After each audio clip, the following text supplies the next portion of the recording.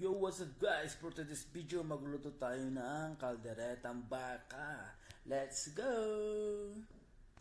Ayan po ang ating mga ricados, tomato sauce, red bell pepper, wala tayong green, kaya red pepper lang. Carrots, potato, onion, and garlic. Gagamitan din po natin. Taran! So yan guys, ready na natin ang ating kawali. Ayan. Pumunta ka yung ganina. Niluto ko ng ating potato. Prepare din natin ng bahagya guys. Ang isang natin light brown yan. So, ready na siya. Pull out natin.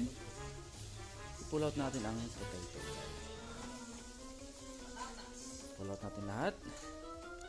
Bali, pagkatapos po ng potato, isusunod natin mamaya-maya ang ating carrots. So yun guys, patuloy lang natin. Pagpatuloy natin ang pag-pull out ng potato. Yan guys, sunod natin ang carrots. Prepare din natin ang bahagya guys. Light brown. So yan guys, ready na po natin. Pull out din natin guys. So guys, yan, na-pull out na natin ang carrots. Ready na po ang ating potato, ating patatas, ating carrots. Yan. So guys, mag-iinit ulit tayo ng mantika. Yung pinaggamitan natin ng naprituan natin ng vegetable, ginamit natin guys kasi sayang. So yun guys, igisa natin ang ating bawang, ang light brown. Halu-halo natin. Yan guys, almost light brown siya.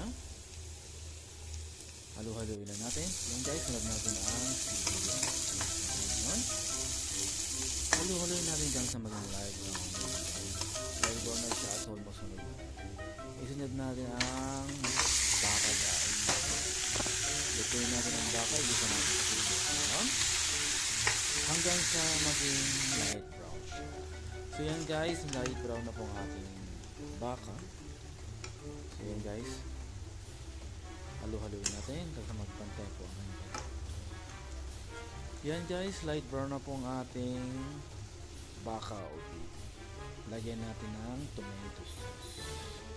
Actually guys, lalagyan ko rin sana siya ng tomato paste kaso hindi ako makakaya ng tomato paste, kaya tomato sauce na. So yan guys, ito na natin ang tomato paste. Yan, para kasi pag maraming sauce. So nilagyan na natin ang tomato sauce. Haluin natin guys. So yun guys, lalagyan natin ng water. Mineral water ang nilagyan natin. Hindi pwede po sa inyo guys. Nilagyan natin ng tubig. Ayan, kumukulo na rin. Malambot na rin siya guys.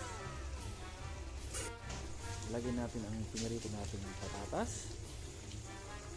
Ayan guys, lagyan natin ang carrots. Lagyan natin. Ayan guys. Lagyan din natin siya ng peanut butter. Kasi wala tayong liver spread. Actually guys, dapat kayo nakapanilagay ang ating peanut butter.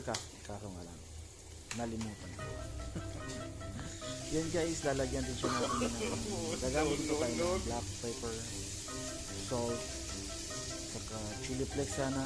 Kaso wala. Meron na ako ay chili powder.